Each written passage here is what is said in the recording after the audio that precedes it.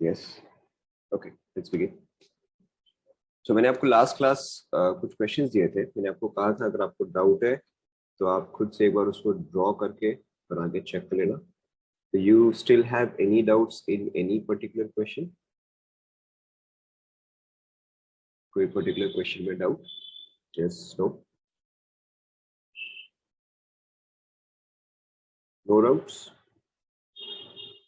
E F G H, E F G H, alright, E F G H, ठीक है। एक second, एक second. E F G H, तो F हो गया, Q,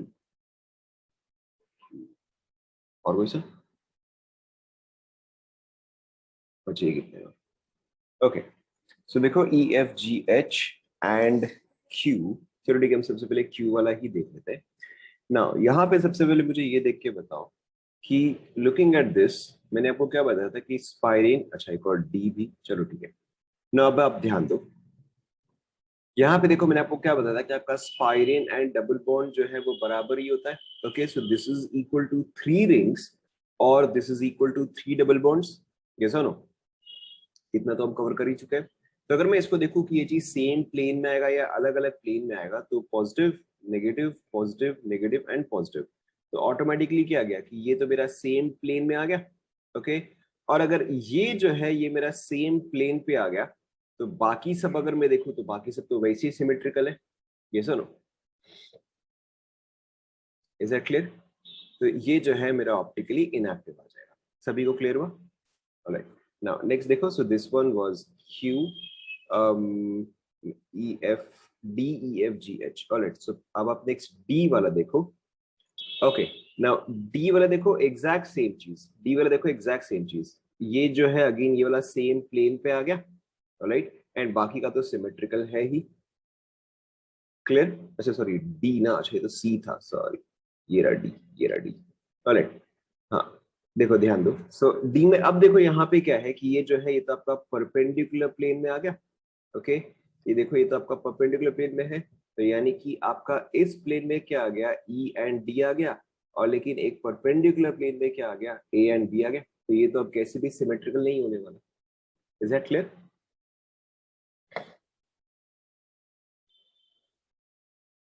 ओके, इसलिए ये जो है आपका ऑप्टिकली एक्टिव।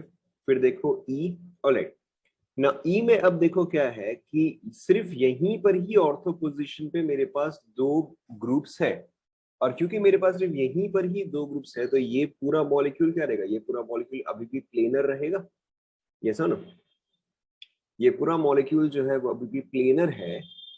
इस वजह से क्या है आपका ये जो है ऑप्टिकली इनएक्टिव आ जाएगा। अच्छा, one more thing, just in case I get disconnected, wait for 10 minutes and I will be connected, alright, just in case I get disconnected.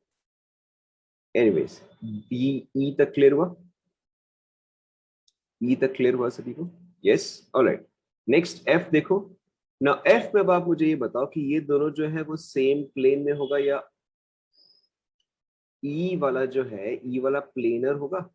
देखो ई में क्या है, यहाँ पर तो ऑर्थो पोजीशन पे कुछ भी नहीं है, राइट, यहाँ पर तो ऑर्थो पोजीशन पे कुछ भी नहीं है, तो इसलिए आपका सेम प्लेन पे आएगा। ठीक है, और प्लेनर जो है वो तो वैसे ही आपका ऑप्टिकली इनएक्टिव होता है ना। यहाँ पर क्या है, एफ वाले में क्या है कि there are groups in the ortho position present. यानी कि पहली बात ये जो है ये तो आपका ऑपोजिट प्लेन, ये तो आपका परपेंडिकुलर प्लेन में चल जाएगा। तो देखो क्या होगा कि आपका एक बेंजीन जो है वो तो इस प्लेन में होगा, लेकिन दूसरा बेंजीन जो है वो तो आपका परपेंडिकुलर प्लेन में हो जाएगा। लेकिन अब देखो इसमें इशू क्या है कि देखो पहला बेंजीन जो है उसका स्ट्रक्चर कुछ इस तरह से है।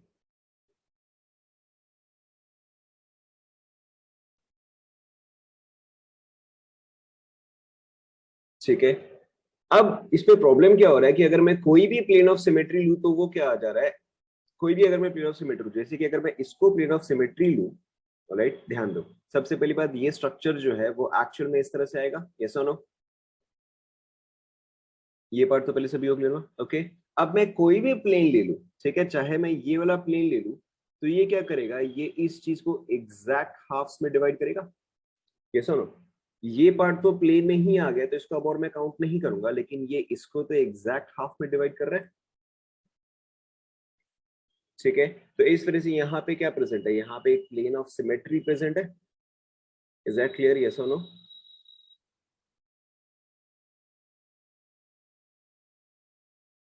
ठीक है, अब क्योंकि यहाँ पर एक प्लेन ऑफ सिमेट्री, अब यहाँ पर क्योंकि एक प्लेन ऑफ सिमेट्री प्रेजेंट है, which is why this is optically inactive.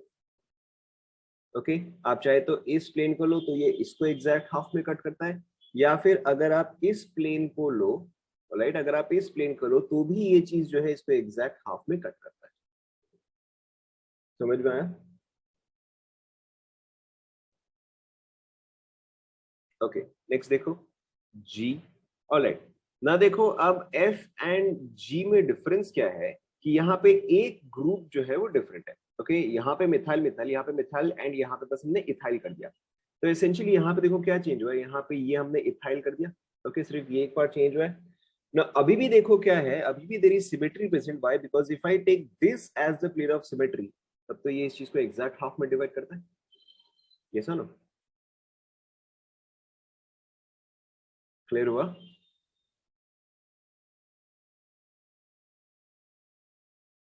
देखो यहाँ पर क्या है, यहाँ पे देखो सारे मिथाइल है, यहाँ पे मिथाइल एंड यहाँ पे इथाइल है। Okay, so the only difference between F and G is, सब जगह मिथाइल है, यहाँ पे बस एक इथाइल है। तो देखो मैंने इसी डायग्राम में चेंज कर दिया, इसी डायग्राम में मैंने चेंज कर दिया कि यहाँ पे बस मिथाइल के जगह क्या होगा, यहाँ पे मिथाइल की जगह इथाइल होगा। ओके, सो अब अगर मैं इसको ही प्लेन ऑफ सिमेट्री ले लूं, ओके, अब अगर मैं इसको ही प्लेन ऑफ सिमेट्री ले लूं, तब तो ये मॉलिक्यूल प्लेन पे आ जाएगा, तो इसको अब मुझे काउंट करने की जरूरत नहीं है। ऑलराइट, एंड ये प्लेन जो है, ये प्लेन जो है वो तो इसको एग्जैक्ट हाफ में डिवाइड करेगा। ओके, तो ये पोर्शन एंड ये पोर्शन जो है वो दूसरे का मिरर इमेज आ गया। ठीक है, for such a molecule to be optically active, okay, for biphenyls to be optically active, all four groups have to be different। okay, जब आपके all four groups different हो गए तभी जाके ये जो है इसमें कोई भी pronostometry नहीं आएगा। is that clear?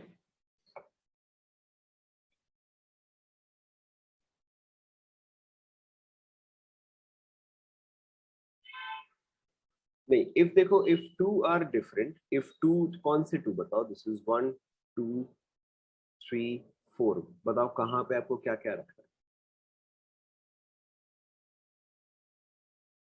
1 and 2 different. अच्छा चलो ठीक है, सपोज करो आपके पास, तो वो तो सेम एग्जांपल है, ये हो गया ना, यहाँ पे सिर्फ ये और ये डिफरेंट होगा ना, वो तो वही बात हो गया।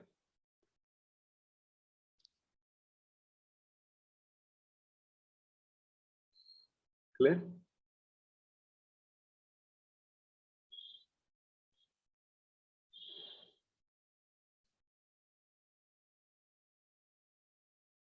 3 and 4 डिफरेंट फ्रॉम 1 and 2, आपका मतलब कुछ ऐसा है क्या?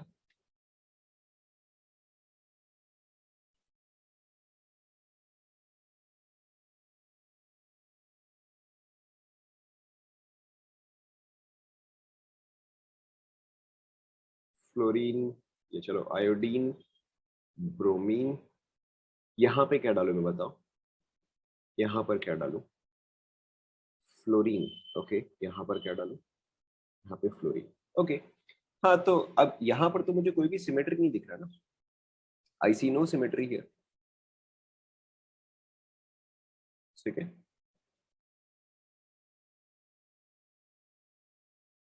सिमेट्री यहाँ पर होना चाहिए। ओके, सिमेट्री यहाँ पर होना चाहिए क्योंकि हम एसेंशियली इसको यहाँ पे बीच से कट कर रहे हैं ना, तो यहाँ पे सिमेट्री होना चाहिए। दूसरा जो है वो तो ऑपोजिट प्लेन में चल जाता है। ओके, दूसरा जो है वो तो प्लेन ऑफ मिरर में चल जाता है, तो आपको यहाँ पर देखना यहाँ पे सिमेट्री है क्या। ओके, अगर सपोज करो यहाँ पे इंस्टेड ब्रोमीन हो जाता, तभी आपका ऑप्टिकली इनएक्टिव हो जाता। ठीक है, क्यों? क्योंकि आप फिर इसको कट करते और ये मिरर इमेज आ रहा था। क्लियर? ओके, आपको ऑब्वियसली समझना है कि ये चीज जो है, आपको ऑब्वियसली समझना है कि ये चीज जो है ये ऑर्थो पोजीशन में ही हो रहा है। अगर यही चीज इंस्टेड मेटा पे होता, ओके, यही चीज इंस्टेड मेटा पे होता, तो in that case these would still be in the same plane, क्योंकि ऑर्थो ऑर्थो इतना पास है इसलिए रिपल्शन होता है। मेटा जो है वो सफिशिएंटली दूर है, तो वैसे केस में रिपल्शन नहीं होगा। Is that clear? ओके कौन सा आंसर साइड में लिख दूँ? सारा का सारा आंसर तो लिख दिए, मार्क तो कर दिया मैंने सारे। क्लियर हुआ सभी को? सारे ऑप्शंस मतलब कौन से ऑप्शंस?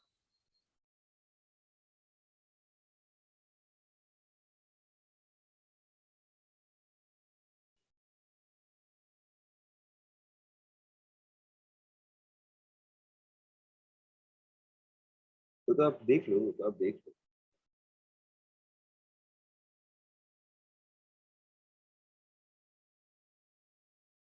आई से पी डिस्कस कर दूं? क्यों भाई, सेम कॉन्सेप्ट। आई से पी तो उल्टा काफी सिंपल है, सेम कॉन्सेप्ट। देखो आपको सिर्फ चेक करना है सेम प्लेन या डिफरेंट प्लेन। ओके जैसे चलो मैं आई वाला आपको बता दे रहा हूँ। ओके ना क्लियरली मुझे दिख रहा है कि ये दोनों जो है ये ऑपोजिट प्लेन में। ओके सपोज करो कि ये इस प्लेन में है एंड ये जो है तो डिफरेंट प्लेन में है। ठीक है तो मैं सिंपली इसको एज मिरर लूंगा, और अगर मैं इसको एज मिरर लेता हूँ तो ये इसको एग्जैक्ट हाफ में कट कर रहा है। फिर बाकी सब एग्जैक्टली वैसे ही है। ठीक है बाकी सब एग्जैक्टली मैंने इसलिए आपको देखो सारे कॉन्सेप्ट्स बता दिए। मैंने आपको सारे कॉन्सेप्ट्स देखो कौन कौन से बता दिए। दैट इज कि अगर आपके पास ट्रिपल बॉन्ड है, सॉरी कि अगर आपके पास ये है, इसके मैंने सारे केसेस आपको बता दिए कि चारों सेम है, एक डिफरेंट है, दो डिफरेंट है, तीन डिफरेंट है, चारों डिफरेंट है। ओके मैंने आपको इसके सारे केसेस बता दिए।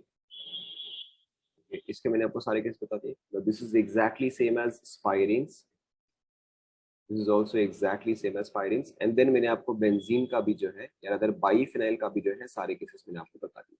ठीक है यही जो है यही बस आपका ट्रिकी पार्ट है। कई बार लोग जो है लोगों को इसका कॉन्सेप्ट पता नहीं होता है, बट अपार्ट फ्रॉम दैट बाकी का आप कर सकते हो।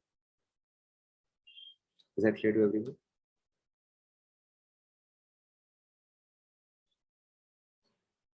ओके देन हम आगे बढ़ते हैं। ओके देन हम आगे बढ़ते हैं। नाउ सो ऑप्टिकल आइसोमेरिज्म जो है मैंने अभी आप तो देखो ये दोनों जो है देखो बाईफिनाइल रिंग्स जो है आइडियली ये चीज सेम प्लेन में होना चाहिए। ये चीज आपका परपेंडिकुलर प्लेन्स में कब जाता है? जब इन दोनों के बीच में सफिशिएंट रिपल्शन है तो। Okay when these two have sufficient repulsion between each other तब जाके ये जो है परपेंडिकुलर प्लेन्स में जाते हैं। एंड सफिशिएंट रिपल्शन कब होता है? जब आपके पास ऑर्थो पोजीशन पे बड़े ग्रुप्स प्रेजेंट होते हैं। Okay when big groups are present in ortho position in that case they go perpendicular. Okay D से एच का आंसर दिखा दूं? देख लो भाई।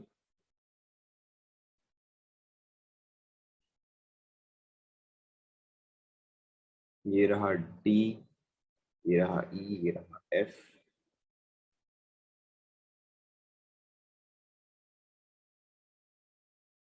ओके एंड उसके अलावा एंड उसके अलावा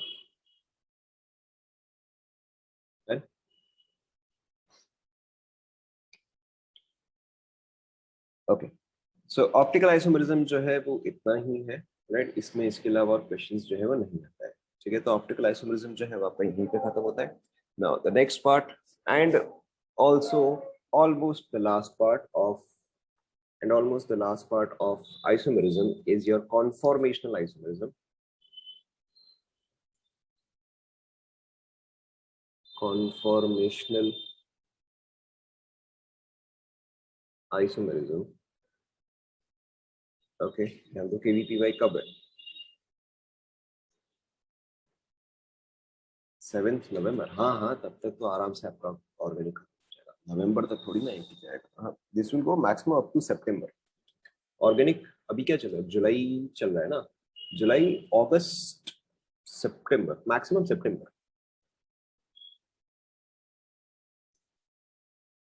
ना इन एनी केस ध्यान दो। सो क्या सिलेबस कितना बचा होगा किस चीज का भाई? केमिस्ट्री का? see the speed at which we are going, the speed at which we are going लग जाएगा हमें दिसंबर प्रोबेबली लग जाएगा। आई एम थिंकिंग कि मे बी सितंबर में I start taking some extra classes but that is not going to be a very.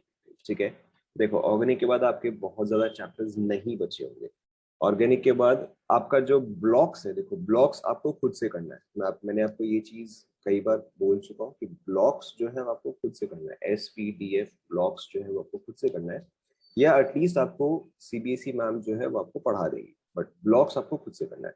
My portion is physical and organic and obviously metallurgy, coordination, compounds, ये सब भी obviously मैं पढ़ाऊंगा, but वो सब में टाइम नहीं लगेगा। All of those chapters will be completed in 4 to 5 lectures. Every chapter. Coordination compounds 4 to 5 lectures. Metallurgy 4 to 5 lectures. जितने भी फिजिकल केमिस्ट्री के चैप्टर्स हैं सारे के सारे 4 to 5 lectures. तो वो सब बहुत जल्दी खत्म हो जाएगा। वो सब का मुझे चिंता नहीं है। पहले मैं ये खत्म करना हूँ ना, ध्यान दो। आप उस चीज की चिंता मत करो, तब तक आपका सिलेबस कंप्लीट हो चुका होगा। जब तक नवंबर दिसंबर का आएगा ना, तो जो 50% आपके एग्जाम में होगा वो कवर हो चुका होगा। Don't worry about it. Now अभी आप चुपचाप ध्यान दो, यहाँ पे ध्यान दो। Next is your conformational isomerism. Now conformational isomerism basically क्या होता है? these are these are not true isomers. These are not true isomers. They are also called as they are also called as pseudo isomers. They are also called as pseudo isomers, okay, or rotamers, now conformational isomerism जो है वो exactly isomerism तो नहीं है, वो basically एक molecule का अलग अलग फॉर्म है। वो एक मॉलिक्यूल का अलग अलग फॉर्म होने का मतलब क्या है? जैसे कि भाई आप सभी ने अपने अपने रूम में पंखे लगा रखे, राइट? तो जैसे कि आप सभी ने अपने रूम में पंखा लगा रखा है, let's say that this is the roof, यहाँ पे आपने फैन लगा रखा है, ओके। नाउ ये फैन जो है अभी हो सकता है इसका ये पर्टिकुलर फॉर्म है, राइट? अगर आपने पंखा चलाया थोड़ी देर एंड देन उसको वापस से बंद कर दिया, तो हो सकता है कि ये फैन जो है वो इस तरह से रोटेट हो जाए, ओके। या फिर हो सकता है कि आप इस चीज को जो है थोड़ा देर और चलाओ, तो हो सकता है कि ये फाइनली इस तरह से रोटेट होकर रुक जाए, okay. So this is exactly what is happening with conformational isomerism, right? Conformational isomerism में क्या होता है कि अगर मेरे पास सी सी सिंगल बॉन्ड है, तो मैंने आपको बताया था अगर सी सी सिंगल बॉन्ड है तो यहाँ पर बताओ फ्री रोटेशन है या रेस्ट्रिक्टेड रोटेशन है? करेक्ट, यहाँ पर जो है यहाँ पे फ्री रोटेशन है। तो यहाँ पर ये जो सी सी सिंगल बॉन्ड है, इसके अबाउट रोटेशन होने की वजह से, ओके, इसके अबाउट रोटेशन होने की वजह से जो यहाँ पर जो ग्रुप्स अटैच्ड है, ओके, उन दोनों में रिलेटिव मोशन होगा।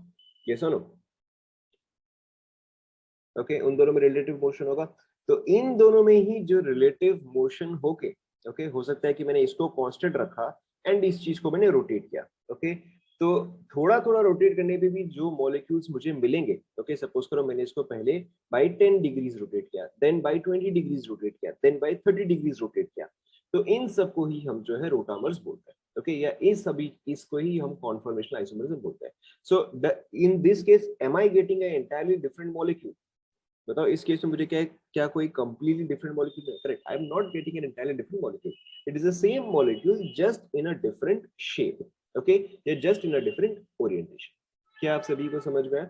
Hence, these are not exactly isomers or these are not called true isomers. Rather, they are called as rotamers. क्योंकि जब आप इसको रोटेट करते हो तो उसके हिसाब से आपको अलग-अलग स्ट्रक्चर्स जो है वो मिल रहे हैं। Is that clear to everyone? Okay, now हम एग्जैक्टली कॉन्फॉर्मेशनल आइसोमरिज्म स्टडी कैसे करते हैं? We study these with the help of Newman projection, okay, we study these with the help of Newman projection. Now इसका देखो हम एक example लेते हैं। सपोज करो कि मैंने आपको दिया इथेन, ओके, मैंने आपको दिया ethane that is CH3, okay. अब आप बताओ न्यूमैन प्रोजेक्शन कौन सा था? वो सर्कल वाला था या वो स्टिक्स वाला था? चलो ठीक है, किसी ने बोला BMW, ठीक है। सो न्यूमैन प्रोजेक्शन था वो आपका सर्कल वाला था, राइट? सपोज करो कि अगर आप इसको इस पर्सपेक्टिव से देख रहे हो, सो this is my C1, this is my C2, तो मैं जिस पर्सपेक्टिव से देखता हूं या जो कार्बन मेरे पास होता है उसको मैं कैसे रिप्रेजेंट करता बताओ? डॉट या बिग सर्कल? करेक्ट, जो कार्बन मेरे पास होता है उसको हम एक डॉट से रिप्रेजेंट करते हैं, ओके।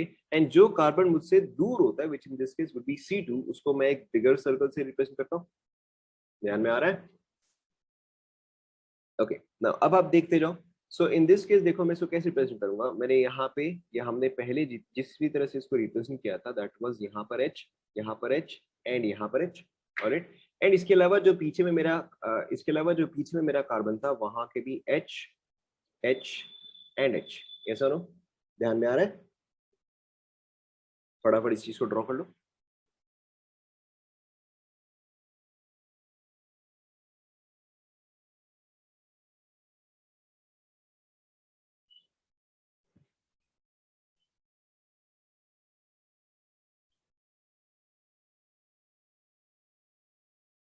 ड्रॉ कर लिया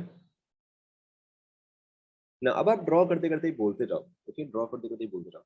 यहाँ पर जो फ्रंट कार्बन है, जो C1 कार्बन है, looking at this projection, okay, आपको 3D में नहीं समझना है, लुकिंग एट दिस प्रोजेक्शन, आप बताओ कि जो C1 पे जो 3 हाइड्रोजन है, C1 पे जो 3 हाइड्रोजन के बीच में एंगल क्या है?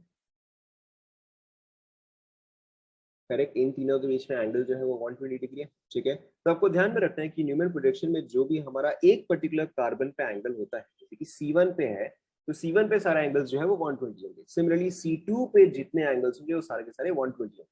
नाउ अब हमें डिफरेंस कहाँ पे चेक करना है, या हमें एंगल कहाँ पे चेक करना है?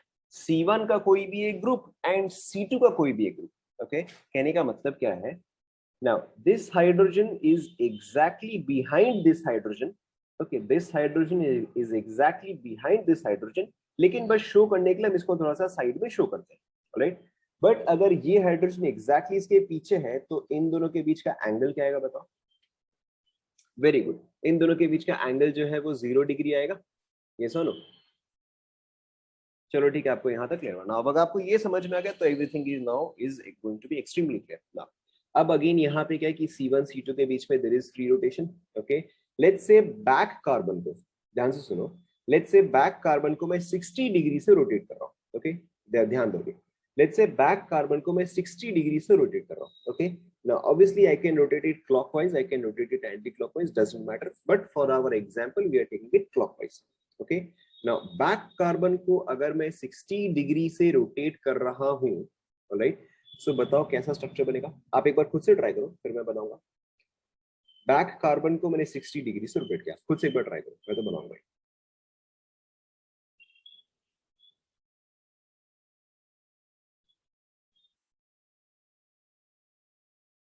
बना लिया, ऑलराइट। नाउ देखो, सो क्या हो जाएगा? बैक कार्बन को रोटेट करो तो फ्रंट कार्बन तो एज इट इज अपने जगह पे रहेगा, तो यहाँ पे H H and H। Now back carbon को अगर मैं 60 से रोटेट करूँ तो ये एग्जैक्टली जो है इस पोजीशन पे आ जाएगा, राइट। तो यहाँ पे आ गया H, यहाँ पे आ गया H, यहाँ पे आ गया H, देखो ये आएगा क्या? Okay, now it is very obvious, यहाँ पर मेरा एंगल क्या हो जाएगा बताओ? अगर यहाँ पे 0 था, मैंने 60 से रोटेट किया, तो ऑब्वियसली यहाँ पे एंगल कितना रहेगा? करेक्ट, यहाँ पे एंगल जो है वो 60 डिग्री आ जाएगा, okay. Now this angle theta, okay, this angle theta, this is called as the dihedral angle, okay, this is called as dihedral angle, and in this case this is important, या हमारे case में Newman projection में and conformational isomerism में dihedral angle जो है वो important है, क्योंकि इसके बेसिस पे ही हम कॉन्फॉर्मर्स जो है उसको नेमिंग करते हैं। सो यहाँ पर हमारा डाइहेड्रल एंगल कितना था बताओ? अभी जैसे आपने बताया, करेक्ट, यहाँ पे हमारा डाइहेड्रल एंगल was 0 डिग्री, यहाँ पे हमारा dihedral angle is 60 degree, okay. Copy कर लो,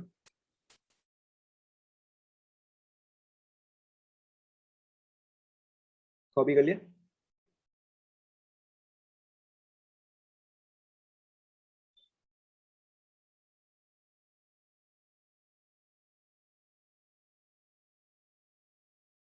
कॉपी कर लिया, ऑलराइट।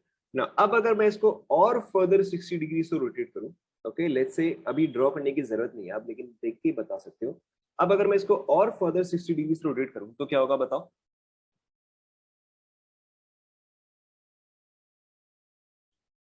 करेक्ट, अब अगर मैं इसको और फर्दर 60 डिग्री से रोटेट करूं तो एसेंशियली ये हाइड्रोजन जो है वो इसके पीछे आ रहेगा, but essentially I will get the same structure as the first one, yes और no? Okay, so in case of ethane, ध्यान दो, so in case of ethane I am getting the same two structures again and again। अगर मैं 60 degree से rotate करता रहूं तो मुझे हर बार जो है सेम स्ट्रक्चर ही मिलता जाएगा, ओके। ना इन दोनों स्ट्रक्चर के नाम क्या क्या होते हैं? This structure is called as eclipsed. Okay, this structure is called as staggered. पहले आप ये लिख लो. ऑलराइट, जहां पे आपका डाइहेड्रल एंगल जो है वो 0 होता है, that is called as eclipsed. And जहां पे आपका डाइहेड्रल एंगल मैक्सिमम या 60 डिग्री होता है, that is called as staggered. लिख लो पहले. Okay, and any other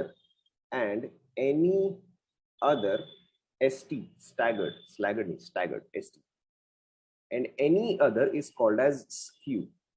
Okay, any other यानी कि अगर एंगल 1 डिग्री है, 2 डिग्री है, 5 डिग्री है, 15 डिग्री है, any other is called as skew.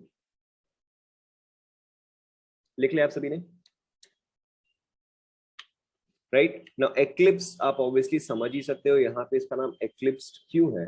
क्या आपको एक्लिप्स का मतलब पता है? एक्लिप्स कब होता है? जब कोई भी एक हेवनली बॉडी किसी और के सामने आ जाता है, या कोई भी एक चीज दूसरी चीज को ढक देता है. तो यहाँ पर भी एग्जैक्टली एक्लिप्स का मतलब वही है कि एक पोर्शन ऑफ द मॉलिक्यूल जो है वो दूसरे के एग्जैक्टली सामने या दूसरे को जो है ढक रहा है, इसलिए eclipse.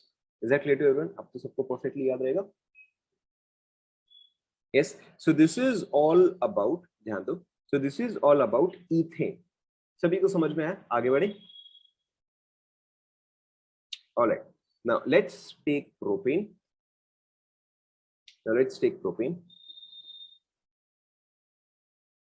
Skew is any other. Okay, अगर थीटा 0 है तो एक्लिप्स, अगर थीटा 60 है तो स्टैगर्ड, और कोई भी और एंगल है, मतलब अगर थीटा कुछ भी और है, एनी अदर थीटा, चलो ठीक है, इज स्क्यू. नहीं, 120 अब कैसे होगा? 120 का मतलब तो वही हो गया ना, 60 हो गया ना. क्योंकि ये हाइड्रोजन और ये हाइड्रोजन के बीच में तो 120 हो जाएगा. अगर आप इसको इसके पीछे 120 करो तो एसेंशियली ये चीज तो इसके पीछे हुआ ना, तो वो वापस से एक्लिप्स भी आ जाएगा.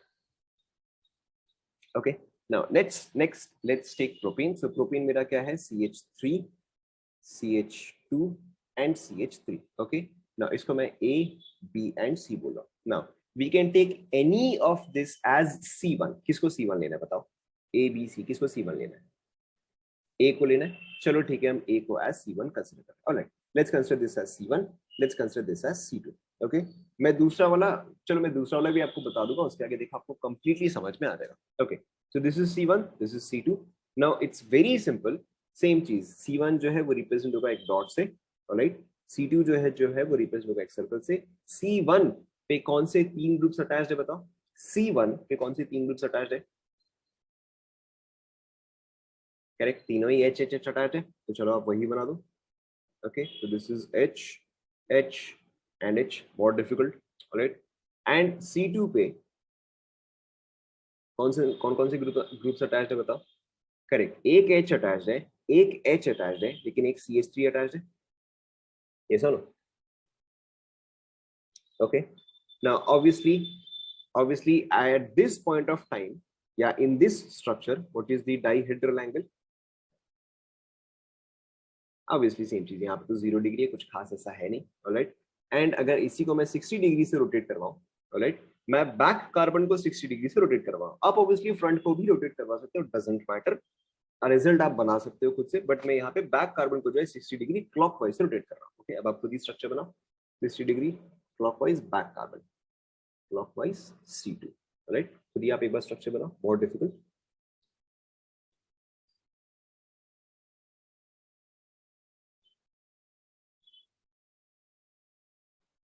हो गया? हो गया? Alright, so see, not difficult at all. यहाँ पे एसेंशियली क्या होता कि आपका फर्स्ट स्ट्रक्चर जो है वो कुछ ऐसा आ रहा था. ओके, यहाँ पे H, यहाँ पे H, यहाँ पे H. ऑलराइट, C जो है वो यहाँ रहता, देन यहाँ H, देन यहाँ H. देखो यही बनाया आप लोगों ने. Alright, okay, let's rotate this further with 60 degree. Same चीज क्लॉकवाइज एंड C2. ऊपर से ट्राई करो. यहाँ पर जो मैंने C लिखा है दैट इज क्लॉकवाइज. ठीक है, आपको नोट्स बनाने तो आप ढंग से लिखो, मेरे को तो लिख के नेक्स्ट पेज में जाना है. हो गया? बहुत डिफिकल्ट देखो.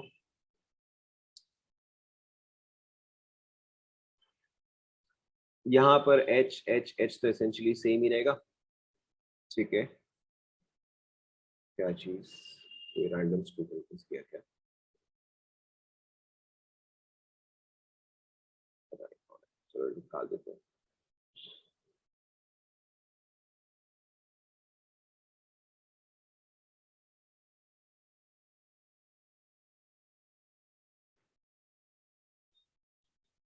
एक सेकंड,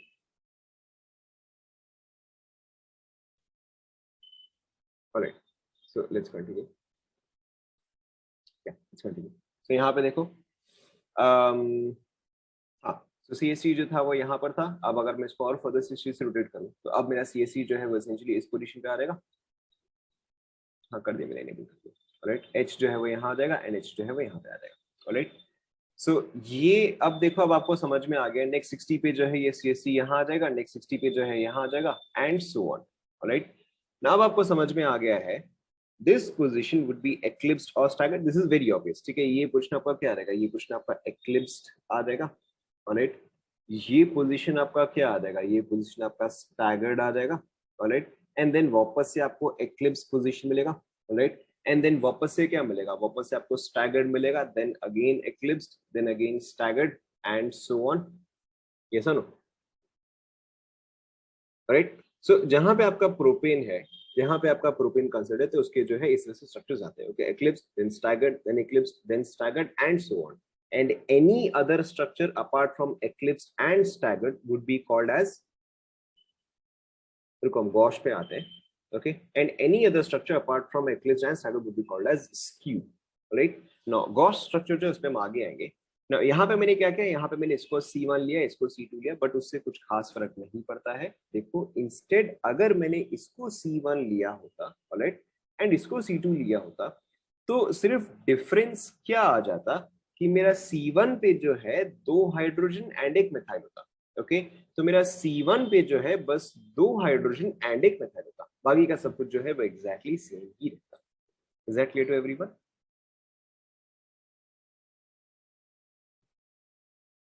करेक्ट, आप इसको कहीं से भी व्यू कर सकते हो, बट आपका एंड रिजल्ट जो है वो same he.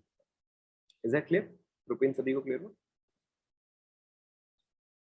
Alright, next let's go with butane. यहां तक सभी ने कंप्लीट कर लिया ना?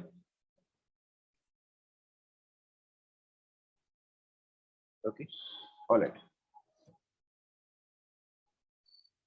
Next is butane.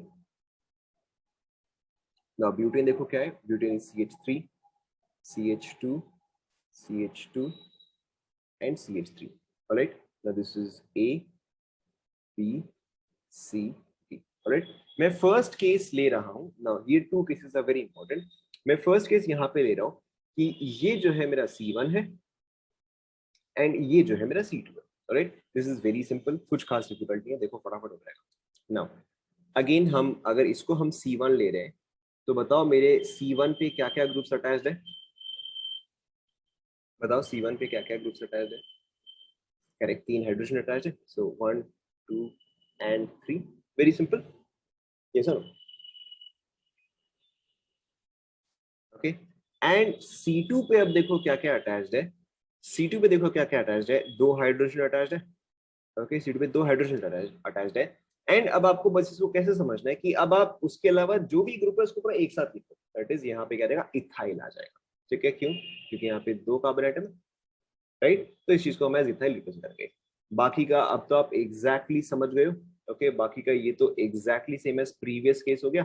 यहाँ पे क्या है, बस हाइड्रोजन हाइड्रोजन इथाइल था, यहाँ पे क्या है, बस हमारा हाइड्रोजन हाइड्रोजन इथाइल था, बाकी सब कुछ तो एग्जैक्टली सेम है। ये सर,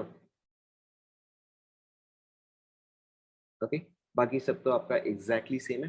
तो यहाँ पर देखो एग्जैक्ट सेम चीज, ऐसा कुछ नहीं है, depends on molecule to molecule. यहाँ पर हम क्योंकि ये मॉलिक्यूल्स ले रहे हैं, because we are talking about the very simple molecules, इसलिए मैं यहाँ पे हाइड्रोजन डाल रहा हूँ। ऑब्वियसली आप हाइड्रोजन के अलावा ब्रोमीन क्लोरीन डालोगे तो हम वहां पे वो चीज भी ऐड कर सकते हैं, दैट इज नॉट राइट, ध्यान दो। सो अब देखो ये स्ट्रक्चर में एग्जैक्ट सेम थिंग कि अगर मेरा डाइहेड्रल एंगल जो है वो 0 रहेगा, तो ये क्या आ जाएगा, ये मेरा एक्लिप्स आ जाएगा। ऑलराइट, एंड चलो एक स्ट्रक्चर आप बना लो। अगर मैं इसको 60 डिग्री क्लॉकवाइज C2 को रोटेट करता हूँ, ऑलराइट, सो देखो मेरा क्या आ जाएगा, यहाँ पे मेरा इथाइल आ जाएगा, बाकी सारे जो है वो हाइड्रोजन ही है। ओके, तो theta is equal to 60 degree जो है ये मेरा स्टैगर्ड आ गया, right. And anything else is skew. Note कर लो।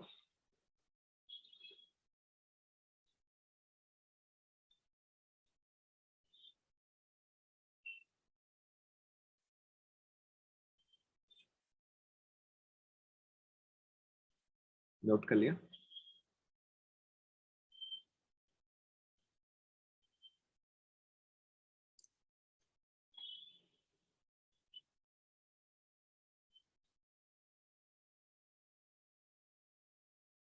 स्क्यू पॉसिबल क्यों नहीं होगा? यहाँ पर तो मैंने 60 डिग्री से रोटेट किया ना, अगर मैंने इंस्टेड 30 डिग्री से रोटेट किया होता, because free rotation is possible, तो मॉलिक्यूल जो है वो तो 360 रोटेट कर सकता है।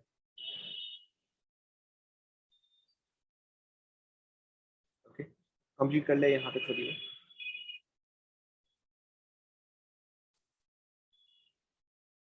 एक्लिप्स्ड है, EC एक्लिप्स्ड।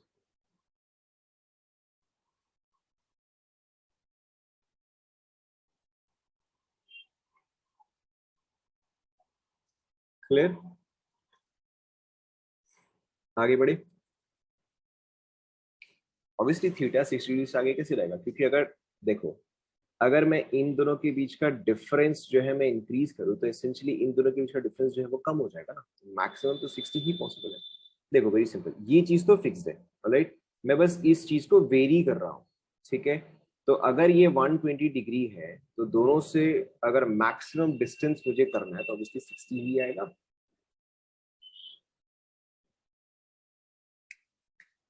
ठीक है। Now, so this was butane where A and B were C1 and C2. Now the more important one, is when you have butane CH3, CH2, CH2. This is C1 and this is C2 and this is, ये तो अपन obviously CH3, ठीक है। Now अभी important case क्या है कि अगर ये C1 है and ये C2 है तो, alright. Now in this case देखो हमारा स्ट्रक्चर कैसा आता है। Now this one is very important, ध्यान दो आप सभी। Now यहाँ पर देखो क्या होता है कि सपोज करो मेरे पास मॉलिक्यूल जो है वो इनिशियली कुछ ऐसा है। नाउ C1 पे बताओ क्या क्या अटैच्ड है। C1 पे बताओ क्या क्या अटैच्ड है। Correct, so I have H and CH3, right. I have H and CH3 and C2 पे बताओ क्या क्या अटैच्ड है।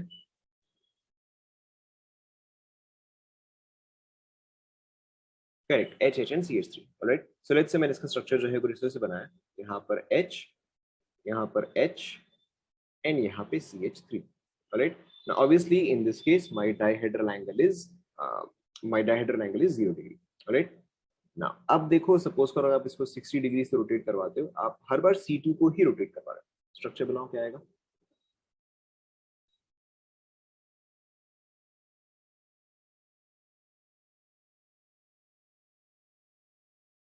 बन गया,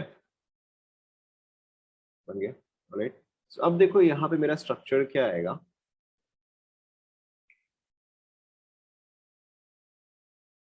यहाँ पे मेरा है CH3, यहाँ पे मेरा है CH3, बाकी सारे जो है वो H रहेंगे। Okay, now rotate this further bye 60 degree, बताओ क्या स्ट्रक्चर है।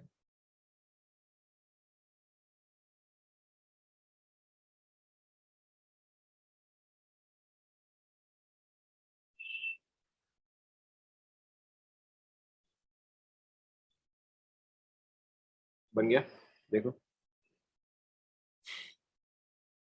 अब देखो मेरा स्ट्रक्चर कैसा आना चाहिए।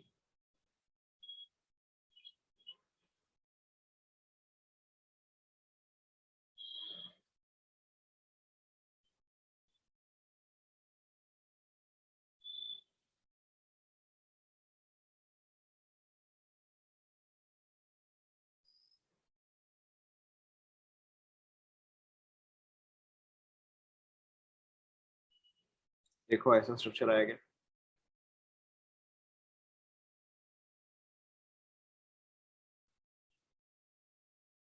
Okay, let's rotate this further bye 60 degree. Okay, let's rotate this further bye 60 degree, या फिर चलो मैं यहाँ पे इसको साइड में बना रहा हूँ। Let's rotate this further bye 60 degree.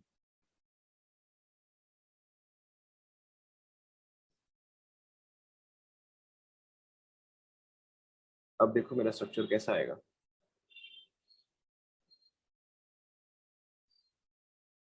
देखो चेक करो, हर बार मेरा स्ट्रक्चर क्या आ रहा है, काफी डिफरेंट आ रहा है। वेयर प्रीवियसली सारे केसेस में क्या हो रहा था, मेरा स्ट्रक्चर काफी फटाफट रिपीट होने लग जा रहा था, ऐसा ना। लेकिन अब क्या हो रहा है, अब हर बार मेरा स्ट्रक्चर जो है वो काफी या सफिशिएंटली डिफरेंट आ रहा है। चेक करते जाओ। Okay, now if I rotate this further bye 60 degree,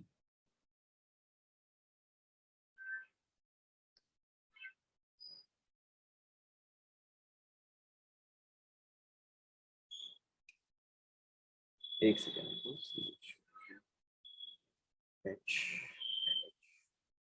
correct. Obviously अगर आपके पास अलग अलग ग्रुप्स अटैच्ड हैं तो आपके पास ज्यादा ज्यादा कॉन्फॉर्मर्स आते जाएंगे, ठीक है, क्योंकि वहां पर सारे ग्रुप सेम थे तो आपके पास कम कॉन्फॉर्मर्स आ रहे थे। बट जैसे जैसे आपके पास अलग अलग ग्रुप्स आते जाएंगे वैसे ही कॉन्फॉर्मर्स जो है वो भी आपके इंक्रीज होते रहेंगे।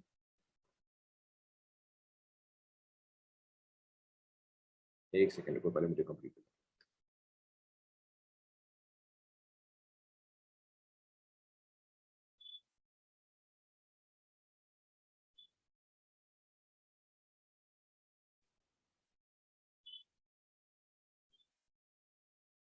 देखो चेक करो,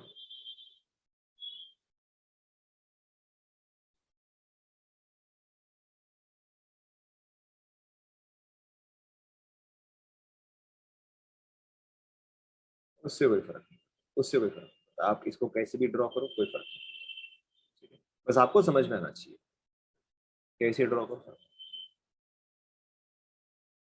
देखो चेक करो, आपने ऐसा बनाया है।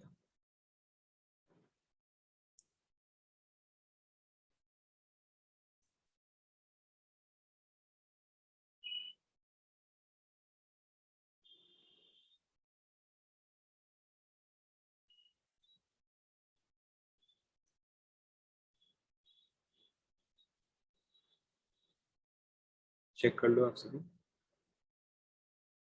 कंप्लीट कर लो, कंप्लीट।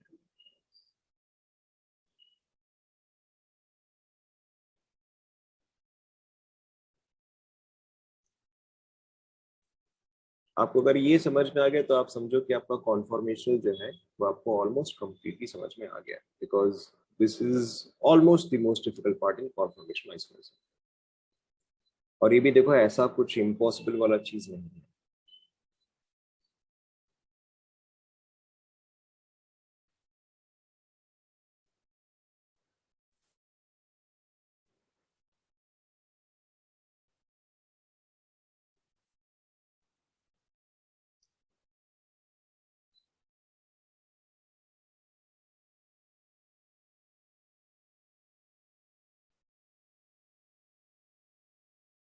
ये तो बस एक डिफरेंट केस है, this is simply a different case, ताकि क्योंकि यहाँ पे अलग अलग स्ट्रक्चर्स आ रहे हैं ना, this is simply a different case, उससे कुछ खास फर्क नहीं पड़ता। आप C1 तो किसी को भी ले सकते हो ना। आप चाहे तो C1 जो है वो आप इसको ले सकते हो और आप इसको C2 लो, उससे क्या फर्क पड़ता है? We are simply taking different cases.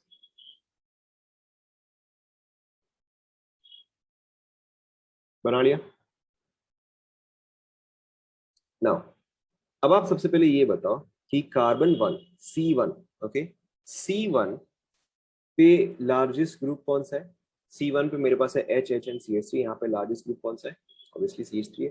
Similarly C2 पे लार्जेस्ट ग्रुप कौन सा है, C2 पे लार्जेस्ट ग्रुप जो है CH3 है। तो अब बताओ अगर CH3 पास में होंगे तो रिपल्शन कम होगा या ज्यादा होगा। जब भी दो ग्रुप्स होते हैं जो कि लार्ज होते हैं तो उनके बीच में हमेशा क्या होता है, रिपल्शन होता है, राइट। अच्छा चलो let's label these structures. so this is A, this is B, this is C, this is D, this is E and this is F, right ना। अब आप बताओ कि किस केस में रिपल्शन मैक्सिमम होगा। इट इज वेरी ऑब्वियस कि ए में रिपल्शन जो है वो मैक्सिमम होगा, राइट। एंड किस केस में रिपल्शन जो है वो मिनिमम होगा। वेरी गुड, डी में मेरा रिपल्शन जो है वो मिनिमम होगा, ठीक है। किस केसेस में बराबर होगा बताओ। दो केसेस आएंगे, किस किस केस में बराबर होगा बताओ। आराम से देखो, कोई जल्दी नहीं है। करेक्ट, आपका बी एंड एफ में जो है बराबर होगा, ठीक है। B एंड F में जो है बराबर होगा, उसके अलावा C एंड E में जो है वो बराबर होगा। ये सुनो, ठीक है। तो अगर आपको इसको स्टेबिलिटी के हिसाब से अरेंज करना है, ऑलराइट, स्टेबिलिटी और एनर्जी जो है, या स्टेबिलिटी और रिपल्शन जो है वो डायरेक्टली प्रोपोर्शनल है या इनवर्सली? स्टेबिलिटी एंड रिपल्शन या stability and energy directly proportional है या इनवर्सली? ऑब्वियसली इनवर्सली प्रोपोर्शनल है, ठीक है। तो बताओ इन सब में से, अगेन आराम से, कोई जल्दी नहीं है, राइट, इन सब में से मोस्ट स्टेबल कौन सा आएगा? हाँ, वापस देख के बोलो, करेक्ट, इन सब में से मोस्ट स्टेबल जो है वो डी आएगा, राइट। नाउ लीस्ट स्टेबल कौन सा आएगा? अगेन आपने ऑलरेडी बता दिया, करेक्ट, लीस्ट स्टेबल जो है वो ए आएगा, ठीक है। तो ऑर्डर चलो आप मुझे बताओ आराम से, कोई जल्दी नहीं है, हमारा आराम से इसको सॉल्व करेंगे, राइट ना। अगर मैं यहाँ पे स्टेबिलिटी के हिसाब से लिख रहा हूँ, ध्यान दो, मैं यहाँ पे स्टेबिलिटी के हिसाब से लिख रहा हूँ, राइट। मोस्ट स्टेबल कौन सा आया मेरा, फिर से बताओ? वेरी गुड, डी आया। डी के बाद आराम से देखो, कोई जल्दी नहीं है, डी के बाद नेक्स्ट क्या आएगा बताओ? हाँ, करेक्ट, डी के बाद जो मेरा नेक्स्ट आएगा, हाँ वापस सोचो,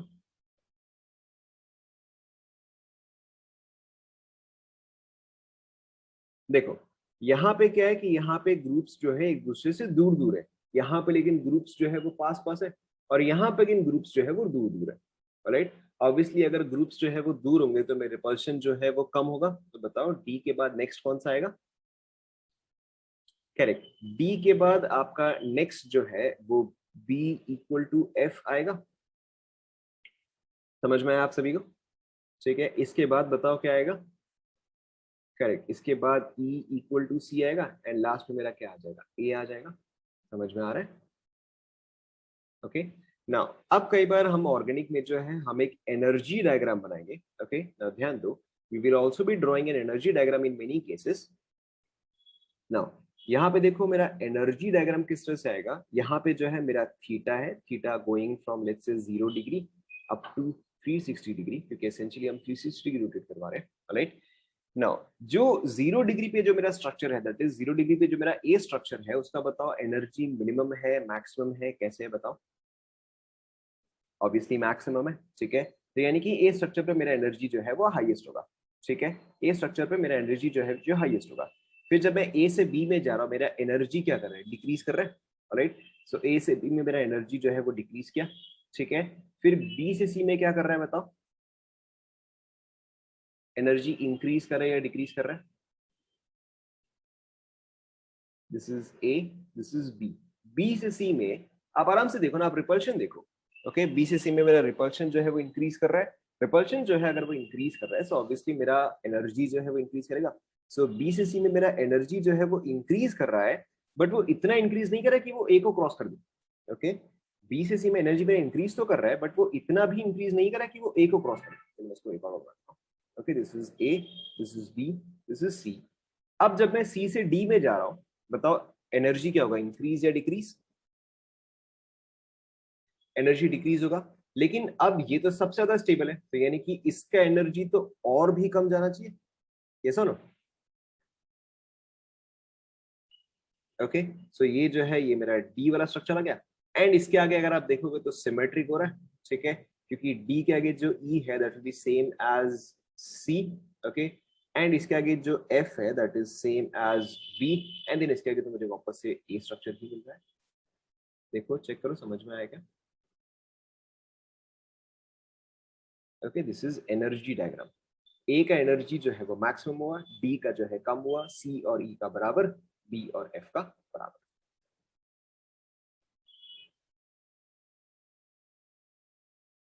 done, alright. Now again looking at A B C D E F, बताओ इसमें से एक्लिप्स कौन कौन से स्ट्रक्चर्स हैं? Looking at A to F, कौन कौन से स्ट्रक्चर्स यहाँ पे एक्लिप्स्ड है? करेक्ट, ए एक्लिप्स्ड है, and C and E, right. A C and E जो है वो आपके एक्लिप्स्ड है, राइट। लेकिन ऑब्वियसली अगर आप देखोगे यहाँ पे सी और ई तो बराबर है, लेकिन ए जो है वो एक डिफरेंट टाइप का एक्लिप्स्ड है, ये सुनो। अगर आप सी और ई देखोगे वो तो बराबर है, लेकिन ए जो है वो तो एक डिफरेंट टाइप का एक्लिप्स्ड है। सो यहाँ पर आपको क्या समझना है कि A is called as fully eclipsed, alright, A is called as fully eclipsed. Now you can clearly understand कि ये चीज fully eclipsed क्यों है, क्योंकि CH3 के पीछे exactly CH3 है, H के पीछे H है, and again H के पीछे H है, alright. Whereas C and E eclipsed तो है, okay, but वो exactly fully eclipsed नहीं है, क्योंकि देखो यहाँ पे different molecules जो है वो एक दूसरे के पीछे है, alright. So C and E are called as eclipsed. They are definitely called as eclipsed, but A को जो है, A को हम fully eclipsed कहते हैं, ठीक है. या कई बार yes, कई बार आप इसको as partially eclipsed भी सुनोगे. Okay, this is sometimes also called as, चलो मैं इसको लिख ही देता हूँ ना. So this is also sometimes called as partially eclipsed.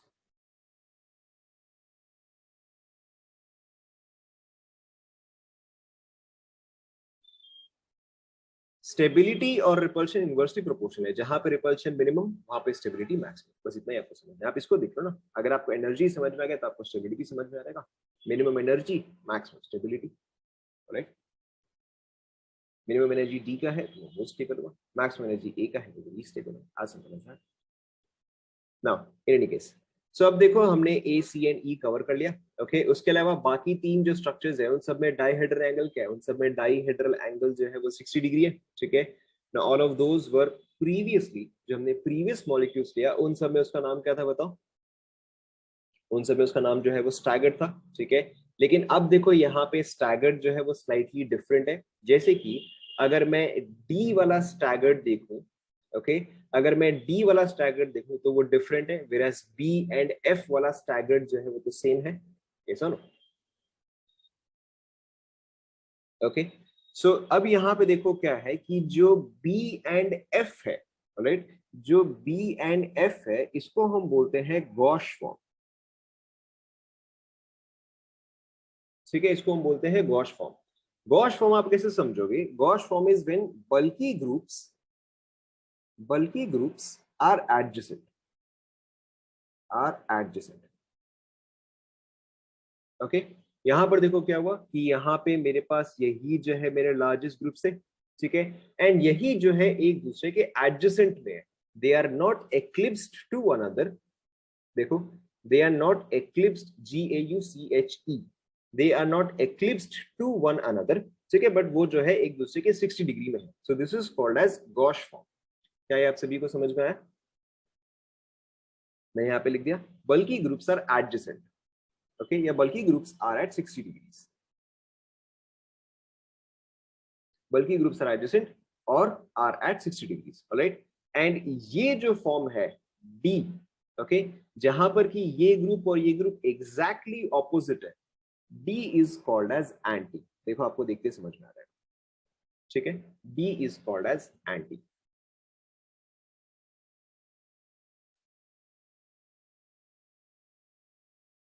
Clear हुआ?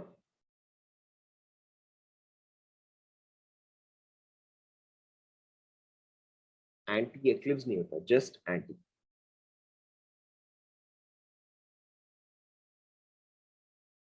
तो ई जो है, हाँ ई आएगा ना, तो ई एंड सी. अब यहाँ पे देखो ना, आप इस मॉलिक्यूल से इस मॉलिक्यूल जा रहे हैं, we are increasing the angle ना.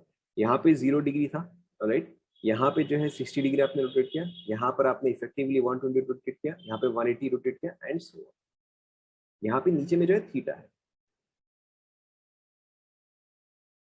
थीटा. क्लियर?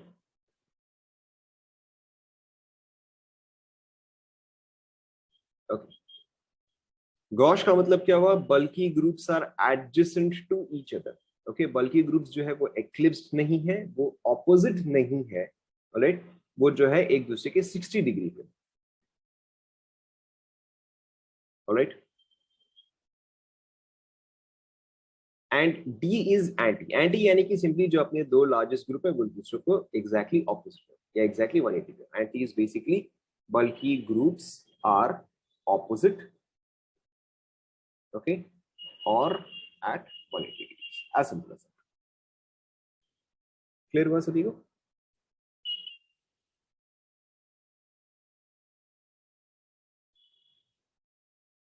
नाउ, नाउ अब आप बताओ, अगर मैं इन नेम्स के हिसाब से देखूं, okay, if I look at the names only, तो बताओ इन नेम्स के हिसाब से मोस्ट स्टेबल फॉर्म यहाँ पे कौन सा आएगा? मतलब आपको ए बी सी डी नहीं बोलना, अब आपको fully eclipse, partially eclipse, gosh या एंटी बताना है। मोस्ट स्टेबल कौन सा है? Very good. अब यहाँ पे देखो मेरा स्टेबिलिटी का जनरल ऑर्डर क्या आता है? मोस्ट स्टेबल आएगा मेरा एंटी, उसके बाद क्या आना चाहिए बताओ? Very good. उसके बाद मेरा आना चाहिए गॉश, उसके बाद क्या आएगा बताओ? करेक्ट, उसके बाद मेरा आएगा पार्शियली एक्लिप्स, एंड मेरा लीस्ट स्टेबल जो है that is fully eclipsed. Is this clear to everyone? Staggered देखो, स्टैगर्ड जो है वो हम इन सारे केसेस में यूज करते थे, वो हम इसके पहले वाले मॉलिक्यूल्स में जो है हम यूज करते थे। ओके, यहाँ पर देखो ये दोनों एक्लिप्स्ड है, यहाँ पर देखो ये दोनों स्टैगर्ड है, right? Both of these are staggered, but अब हम वो नाम यूज नहीं करते हैं, अब हम ये यूज करते हैं। Alright, so it depends on what structure do you have, उसके हिसाब से meaning. Is that clear?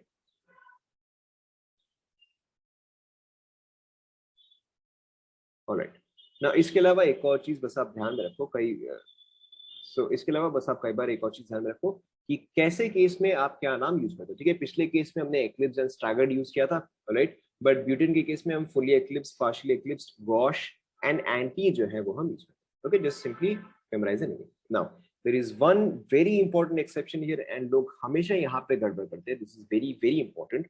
Okay, in case of H bonding, ये चीज आप नोट कर लो, in case of hydrogen bonding, hydrogen bonding हम ऑर्गेनिक में कई बार डिस्कस करेंगे। In case of H bonding, gauche form is most stable, gauche form is most stable, very very important.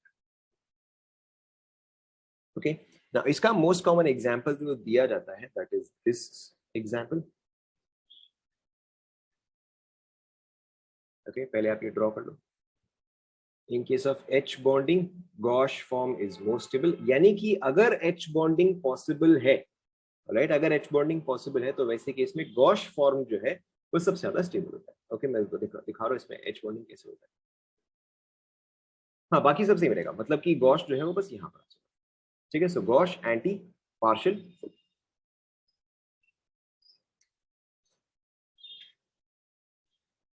Okay, ना इस केस में देखो हमारा गॉश फॉर्म सबसे ज्यादा इंपॉर्टेंट क्यों हो जाता है या सबसे ज्यादा स्टेबल क्यों हो जाता है? वेरी सिंपली,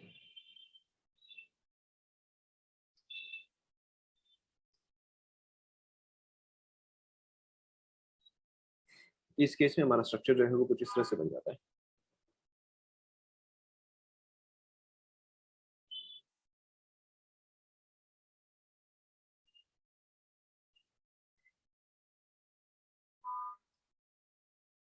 अब देखो यहाँ पर OH OH क्योंकि एक दूसरे के 60 डिग्री पे है, एंड यहाँ पे H बॉन्डिंग जो है वो पॉसिबल है, तो ये देखो H बॉन्डिंग किस तरह से फॉर्म करता है कि यहाँ पे ऑक्सीजन, राइट, यहाँ पे ये H, एंड देन यहाँ पर जो है एक पार्शियल, या सॉरी नॉट पार्शियल, यहाँ पे एक H बॉन्ड जो है वो फॉर्म होता है। ओके, एंड जितने ज्यादा बॉन्ड्स फॉर्म होते हैं, आप याद करो जब हमने मॉलिक्यूलर ऑर्बिटल थ्योरी डिस्कस किया था, वहां पे हमने क्या कहता था, जितना ज्यादा बॉन्ड ऑर्डर उतना ज्यादा स्टेबल।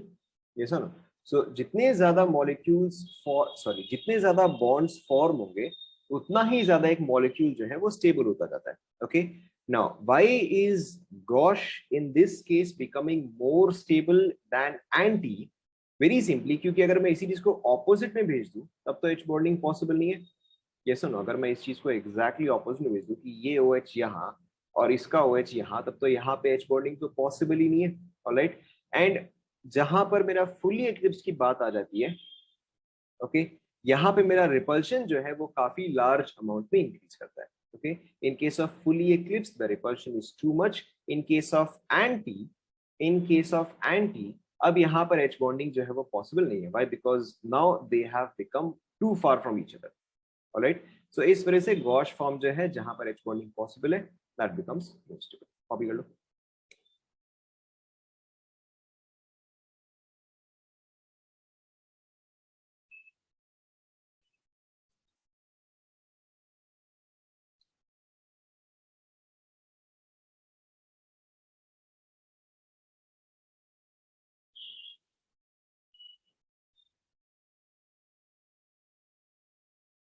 कॉपी कर लिया?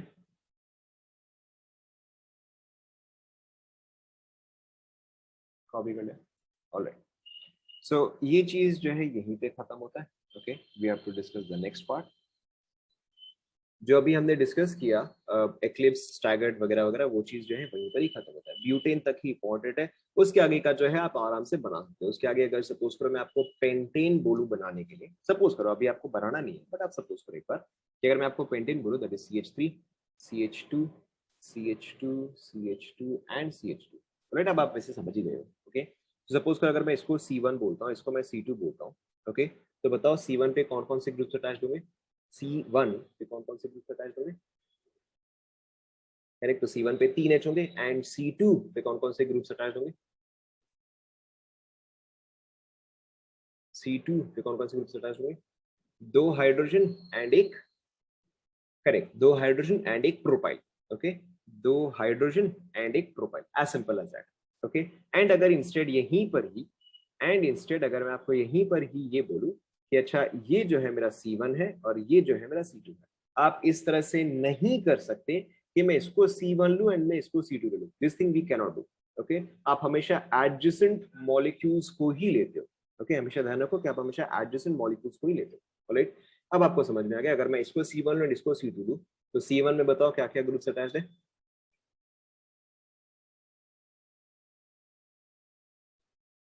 C1 में आ जाएंगे 2 हाइड्रोजन एंड एक methyl.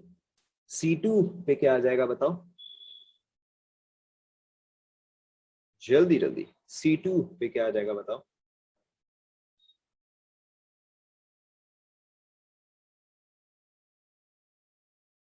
Can all of you hear me?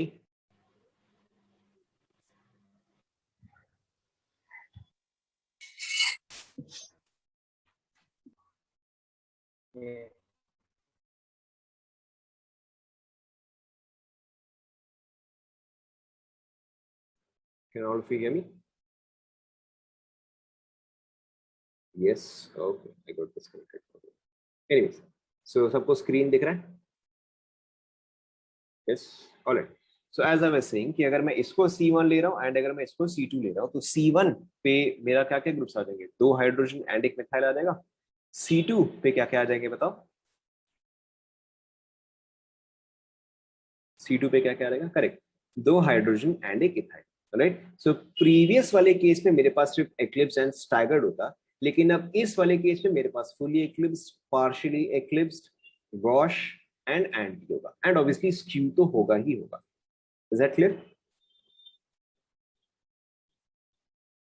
Is that clear? So अब आप कोई भी स्ट्रक्चर जो है वो आप बना सकते हो। इसका प्रैक्टिस जो है जब हम नेक्स्ट क्लास में करेंगे, but now I want to discuss another part. Alright, so the next thing that we're going to discuss is called as Bayer's angle strain, is called as Bayer's angle strain. Okay, we are not going to discuss too much in this, but हम इसको start कर सकते हैं।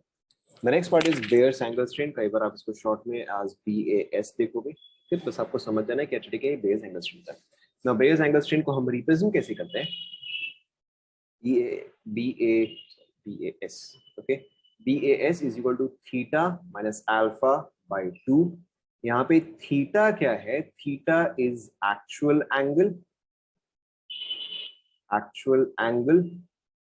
Alpha is ideal angle. एक second, शायद मैंने उल्टा लिख दिया क्या? नहीं, ठीक है ठीक है। Theta is actual angle, alpha is ideal angle. एक सेकंड, उल्टा लिख दिया, let me take an example. मैंने उल्टा लिख दिया, 1 सेकेंड, मैंने उल्टा लिख दिया। Theta is ideal angle, example लेने पे उल्टा आ जाएगा। Okay, and this is actual angle, मैंने उल्टा लिख दिया। देख लो पहले आप ये चीज। Bayer's angle strain is equal to theta minus alpha by 2। theta is ideal angle, alpha is actual angle। ठीक है, पैसे याद रख लो। अल्फा ए से स्टार्ट हो रहा है, एक्चुअल। ना यहाँ पे देखो, इसका मतलब क्या है कि सपोज करो अगर मैं ये 4 स्ट्रक्चर ले रहा हूं,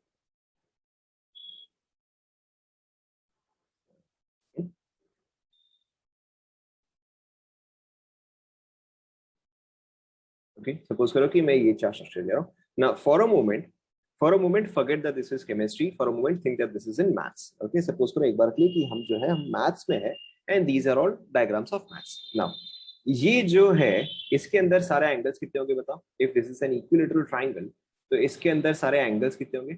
ऑब्वियसली 60 डिग्री होगा, वेरी सिंपल, ऑलराइट। एंड ये जो है इसके अंदर सारे एंगल्स कितने होंगे बताओ? करेक्ट, इसके अंदर आपका एंगल जो है 190 हो गए। ओके, सो यहाँ पे मेरा अल्फा जो है that is the actual angle, ये कितना है? ये 60 है।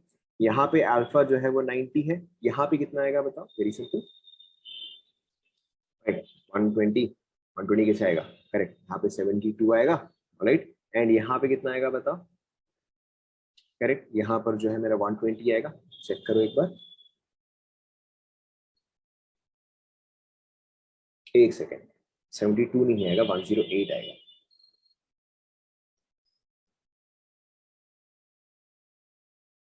सेवेंटी टू माइनस हो जाएगा, क्योंकि अगर मैं यहाँ पे ये लाइन ड्रॉ करूँ तो ये 72 होगा, ये 108 होगा। ओके, देखो चेक करो ऐसा आएगा क्या? ऐसा आएगा? Yes, no? Now so these are all actual angles. लेकिन थ्योरेटिकली मेरा एंगल क्या होना चाहिए? देखो वेरी सिंपल, हर केस में मेरा कोई भी कार्बन जो है उसका हाइब्रिडाइजेशन क्या है बताओ? Let's come back to chemistry. हर केस में यहाँ पे कार्बन का हाइब्रिडाइजेशन क्या है? करेक्ट, sp3 है। एंड अगर sp3 है तो एंगल होना क्या चाहिए था? वेरी गुड, एंगल होना चाहिए था 109.5, राइट। हर केस में मेरा एंगल जो है वो 109.5 होना चाहिए था। Okay, so this is what is ideal angle and this is what is actual angle.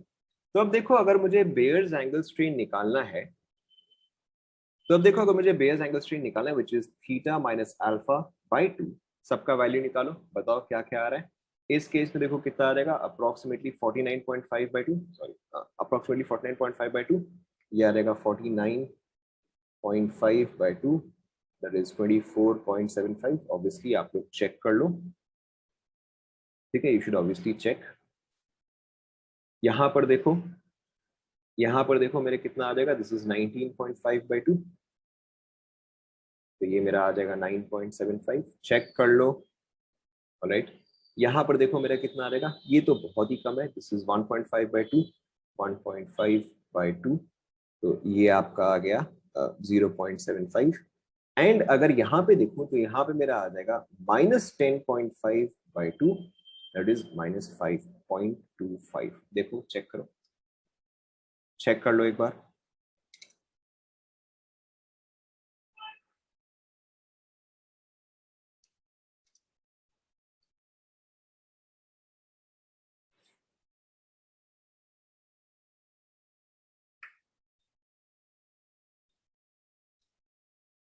ये आ रहा है,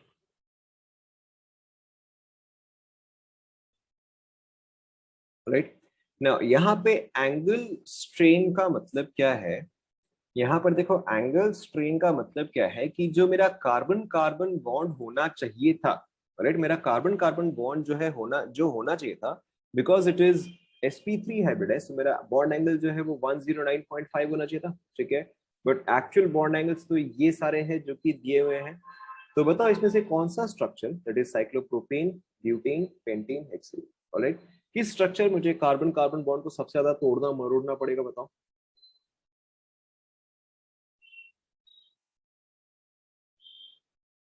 चलो मैं इसको लेबल कर देता हूँ।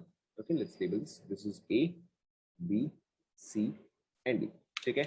इट इज वेरी ऑब्वियस, मुझे ए में जो है, कार्बन कार्बन बॉन्ड को सबसे ज्यादा मोड़ना पड़ेगा, right. And obviously if that is going to bend the maximum, तो उसी पे स्ट्रेन जो है वो सबसे ज्यादा होगा। यस और no? Yes. And again looking at the values, यहाँ पे लीस्ट स्ट्रेन किस पे है बताओ? ऑब्वियसली मेरा सी पे जो है लीस्ट स्ट्रेन है, वापस से चेक करो, मेरा सी पे जो है लीस्ट स्ट्रेन है, क्योंकि सी जो है वो उसी तरह से ही रहना चाहता है कि उसको मैंने मिनिमम टर्न किया है। सो अगर मैं यहाँ पे स्टेबिलिटी का ऑर्डर देखूं, या चलो पहले हम एनर्जी का देख लेते हैं, स्टेबिलिटी का मेक्स में बाद देखते हैं। Okay, let's first look at the energy. Okay, जिसपे मुझे सबसे ज्यादा मेहनत करना पड़ता, जिसपे मुझे सबसे ज्यादा मेहनत करना पड़ा तोड़ने मरोड़ने पे, उसी का एनर्जी ऑब्वियसली मैक्सिमम होगा, राइट। सो मैक्सिमम एनर्जी किसका आ जाएगा? ए का आ जाएगा, followed by look at simply the values, आप सिंपली वैल्यूज लिखते जाओ ना, ठीक है। उसके बाद मेरा बी आएगा, उसके बाद क्या आएगा बताओ? उसके बाद ऑब्वियसली डी आएगा एंड लास्ट में क्या आएगा, सी आएगा, राइट। सो अगर मैं एनर्जी के जगह अगर मैं स्टेबिलिटी लिखता, ओके, एनर्जी की जगह अगर मैं स्टेबिलिटी लिखता, करेक्ट, तो मेरा क्या रहता, सी मोस्ट स्टेबल रहता, देन डी आ रहता, देन बी आ रहता, देन ए रहता। यानी कि कहने का मतलब आइडियली मेरा क्या आना चाहिए, cyclopentane should be most stable, followed by cyclohexane, followed by cyclobutane and followed by cyclopropane. Yes और नो?